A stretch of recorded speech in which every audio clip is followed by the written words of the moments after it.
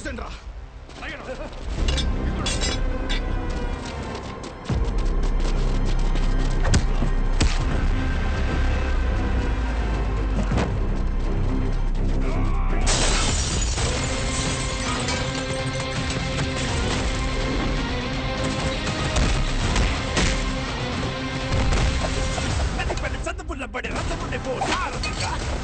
కలలకి అతనే ఓ భారతిగా పెదరని వీరుడిగా అల్లు పెరగని తీరుడిగా మాయలోకానికి పోత పడని గారడిగా అతిగతికో అడుగిడనిగా మన అభినవ గురజాడ తలపడితే పడిపోతా చెడు మెడలో పురితాది. స్టూడెంట్స్ అందరూ జాగ్రత్తగా మీ సీట్లలో కూర్చోండి. డ్రైవర్ నువ్వు బస్ పోని. Okay madam.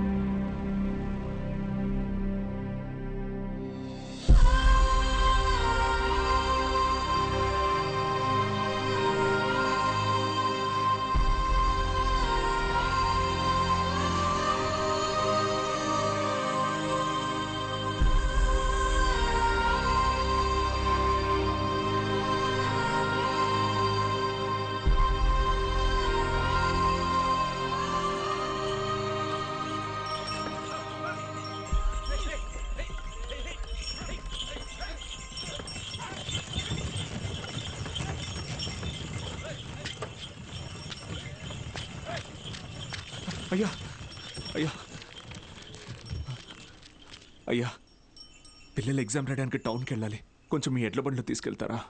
దాన్ని అమ్మడానికి వెళ్తున్నాం బాబు. బండిలో అసలు తలం లేదు, శాన కట్టం. అయ్యా కొంచెం ఆలోచించండి అయ్యా. పిల్లల చదువు అయ్యా, వాళ్ళ భవిష్యత్ అయ్యా. అది కాదయ్యా.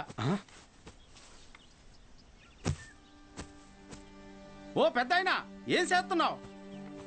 నీకేం పిచ్చి పట్టిందా? నాకు పిచ్చి కాదయ్యా, తెలిసే చేస్తున్నా. ధాన్యం ఈ రోజు కాకపోతే రేపు అమ్ముకోవచ్చు, కానీ పిల్లల భవిష్యత్తు అంటున్నారు కదా. ఈ రోజు పిల్లల్ని పరీక్ష రాయించడానికి తీసుకెళ్తాం. ఆలోచించకుండా దించండి అయ్యా. రే ధాన్యం దించండి రా, దించండి రా, దించండి.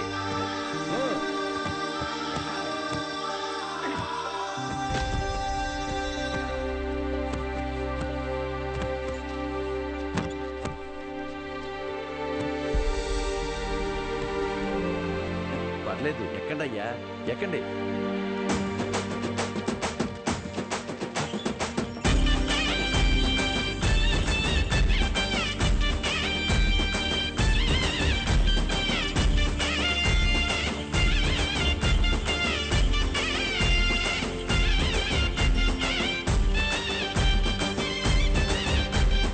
అయ్యా ఉంటామయ్యా. మంచిది.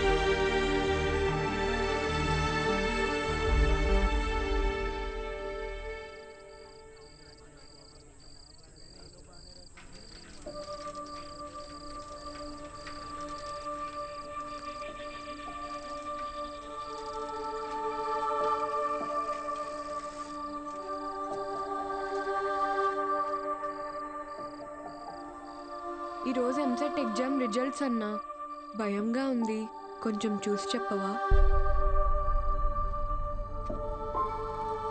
అందరికీ ర్యాంక్స్ వచ్చాయా సార్? మీకే ర్యాంక్ వచ్చింది sir?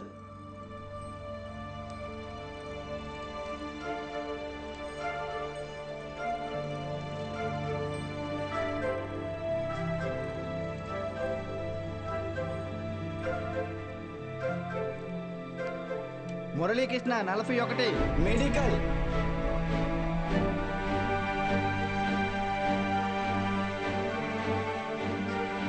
Suresh 59 medical. Bhargavi 9 medical.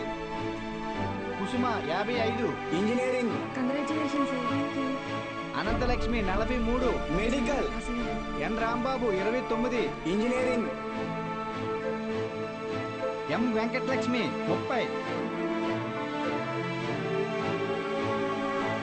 P Mahalakshmi 15. C Padmavathi 8. G Pramila 33.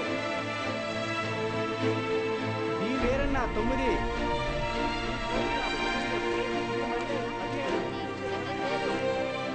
అంటే 45 టాప్ ర్యాంక్సా సార్? 46. అదేంటి సార్, మొత్తం కలిపి 45 కదా సార్? ఇంకో ఆల్ టికెట్ ఉంది. ఏఎస్ మూర్తి. ఏఎస్ మూర్తి 1వ ర్యాంక్. ఎవరై ఉంటారు? ఏఎస్ మూర్తి ఎవరు? ఏఎస్ మూర్తి.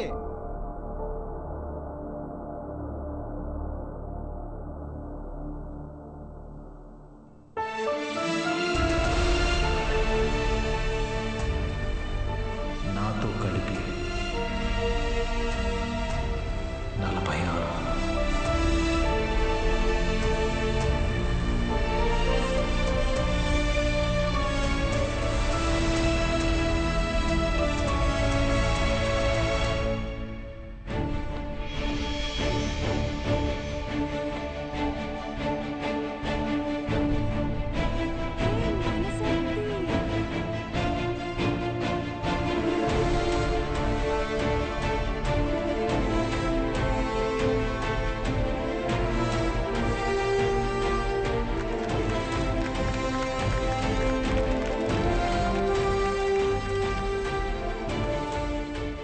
సార్ ఇవన్నీ మీకేమని చెప్పారు?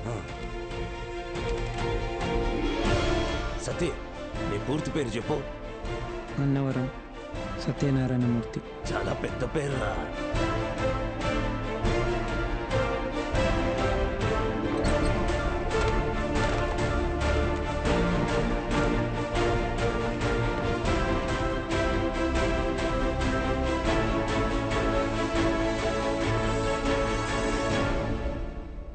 సాధించావు బాలు.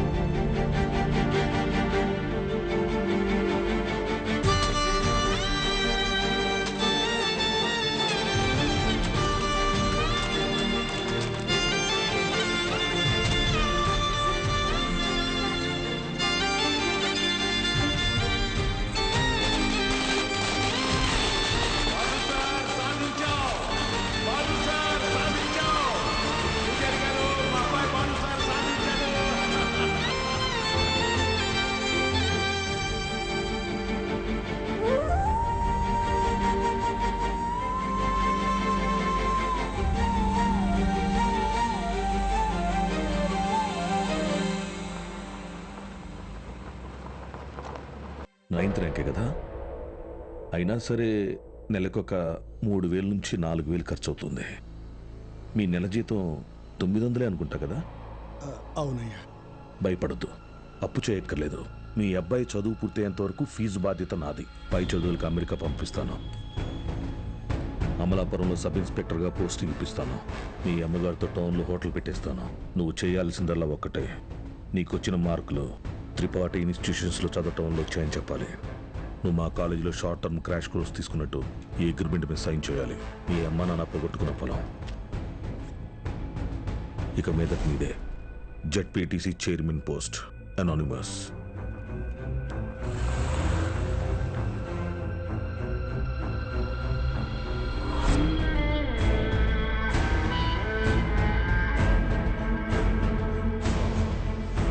వాళ్ళని తీసుకొచ్చాను సార్.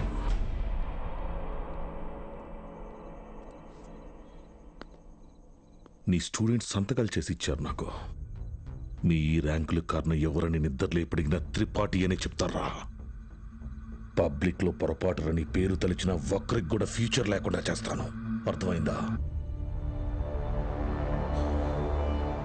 ఆ రోజు దట్ అసెంబ్లీ డే నీ ముఖం కూడా నేను సరిగ్గా గమనించేది ఎక్కడో దూరంగా ఉన్నావు కదా. ఇంత చిన్నగా ఉన్నావు. వచ్చి నన్నే ఊడిద్దాం అనుకున్నావా? త్రిపాఠి సార్, చాలా రోజుల క్రితం మీరు నాతో అన్నారు, 0 fees 0 education, more fees more education అని. ఆ బోర్డులో ఉన్న స్టూడెంట్స్ ఎవ్వరికి వేలకి వేలు ఫీజు కట్టడం వల్ల ఈ ర్యాంకులు రాలేదు. మీరు వాళ్ళకి లక్షల లక్షల డబ్బులు ఆశ చూపించి వాళ్ళ ర్యాంకుల్ని, వాళ్ళ గెలుపుని కొన్నారు. ఇది కూడా ఒక గెలుపేనా?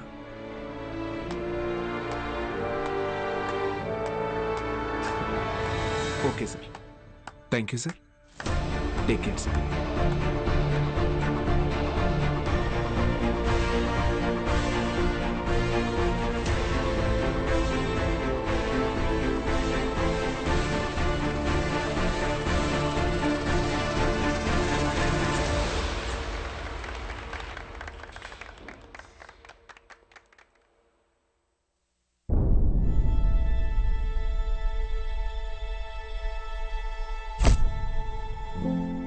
ఏ మనిషి అయితే మిమ్మల్ని నమ్మలేదో ఈరోజు ఆ మనిషే మీ ఇంటి ముందుకొచ్చి మిమ్మల్ని తన ఇన్స్టిట్యూట్కి బ్రాండ్ అంబాసిడర్ అవ్వమని బతిమాలుతున్నాడు.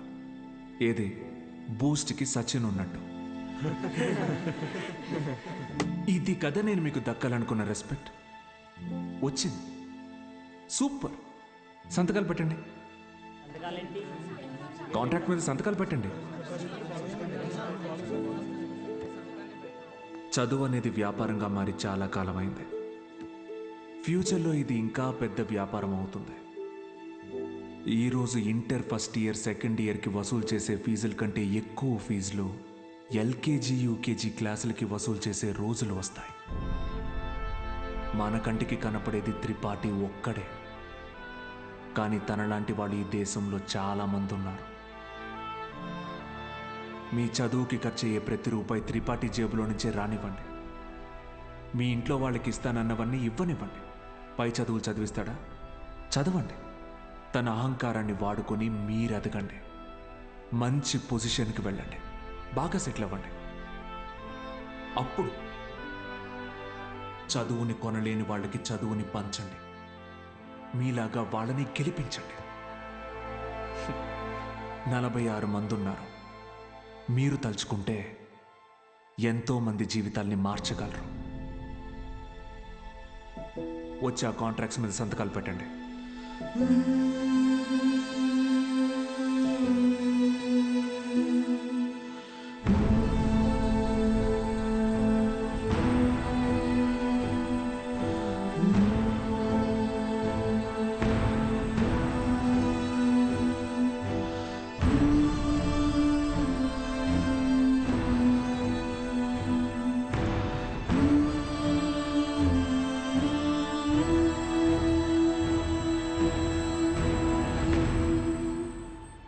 నేను త్రిపాఠి ఎడ్యుకేషనల్ ఇన్స్టిట్యూషన్లో చేరిన మొదటి రోజు ఎప్పటికీ మర్చిపోలేను.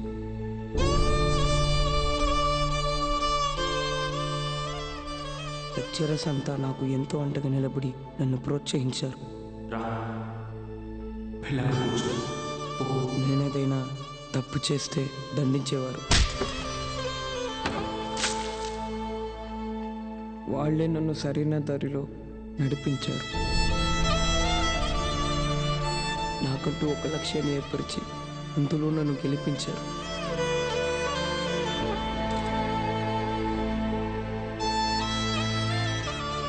నాకు అమ్మ నాన్న లేరు. త్రిపాఠి ఎడ్యుకేషనల్ ఇన్స్టిట్యూషనే నా ఫ్యామిలీ. అక్కడికి అందరూ అమ్మ నాన్నలతో వస్తారు. నాకెవరూ లేరుగా, ఆయన వస్తారేమో అడుగుతారా?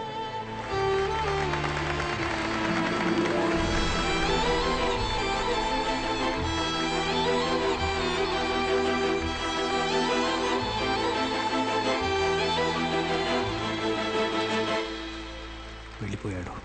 వరం ఇచ్చిన తర్వాత దేవుడు ఎలా మాయమైపోతాడో అలా మాయమైపోయాడు. ఆ తర్వాత బాలు సార్ని మేము ఎప్పుడూ కలవలేదు. ఆయన ఉంటే త్రిపాఠి వల్ల మాకు ఎప్పుడైనా ప్రాబ్లం వస్తుందనుకున్నాడు ఏమో. వెళ్ళిపోయాడు. ఏ పాడుబడిన థియేటర్లో బాలు సార్ మాకు చదువు చెప్పారో ఆ థియేటర్నే ఇప్పుడు మేము కోచింగ్ సెంటర్గా మార్చాం. సంవత్సరం పొడుగునా మా 46 మందిలో ఎవరో ఒకరు వచ్చి ఈ పేద విద్యార్థులకి క్లాసెస్ తీసుకుంటాం. అరే అభి మీ తాతరా? ఇక్కడ చదువు అమ్మబడదు, పంచబడుతుంది.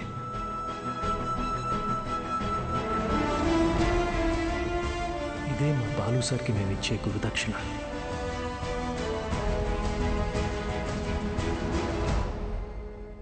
ఇప్పుడు బాలు సార్ ఎక్కడున్నారు సార్? తెలీదు.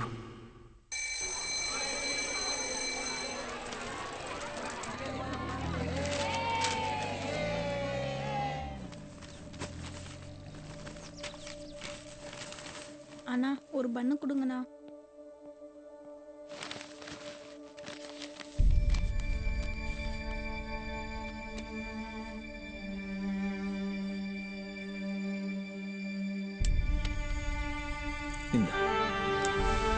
தேங்க்ஸ். படிக்கணும்னு ஆசை இருக்கா தம்பி? ஆமா சார். సరిబా. కానీ ఆయన ఎక్కడున్నా చదువుని దేవుడికి పెట్టే నైవేద్యంలాగా పంచుతూనే ఉంటారు.